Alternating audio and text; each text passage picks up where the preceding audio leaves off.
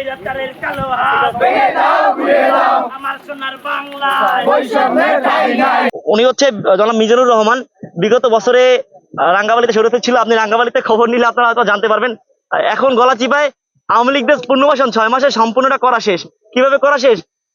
এই যে আমি একটা ইতে বুঝাই, তারুণ্যের মেলায় 8টা ইভেন্টে টোটাল 51টার মতো ইভেন্ট, হ্যাঁ 7টা করে প্রায় ইতে উনি প্রায় 30টা ইভেন্ট বাদ দিছে। বাকি যে 20টা ইভেন্ট, ওই 30টা ইভেন্ট টাকা তো খেয়েছেন। এবার বাকি যে 20টা ইভেন্ট ওইগুলো আওয়ামী লীগ দিয়ে করাচ্ছেন। ইভেন এখন আপনি খোঁজ নিয়ে দেখেন বিভিন্ন টেন্ডারের যে কাজগুলো, এগুলো আওয়ামী লীগের আন্ডারে। আমি একটা উদাহরণ দিই, এখানে যে মদিনা মসজিদ, সেই টেন্ডারটা খোঁজ নিয়ে দেখেন, তা আওয়ামী লীগের একজন যে ঠিকাদার, তার মাধ্যমে দেওয়া হয়েছে। এটা এখনো আমাদের স্বৈরাচারের দোসর শেষ হয়নি।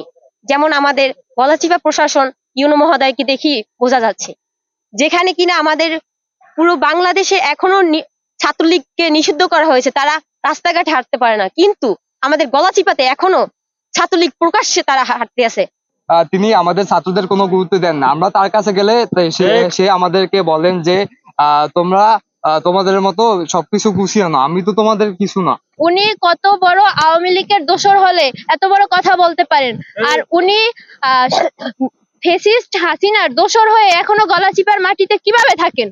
প্রশাসন কি করে? এই যে 24 পরবর্তী 5 আগস্টের পরবর্তী সময় উনি কয়জন আহত বা কয়জন শহীদদের খোঁজ নিয়েছেন?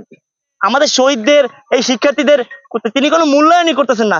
আমরা চাই ওনাকে দ্রুত অপসারণ করা হোক এবং ওনার এই যে দুর্নীতি, তো এইসব বিষয়ে তদন্ত করে ওনাকে চাকরিচ্যুত করা হোক এবং ওনার বিরুদ্ধে যথাযথ অ্যাকশন নেওয়া হোক, ওনাকে বিচারের আওতায় আনা হোক।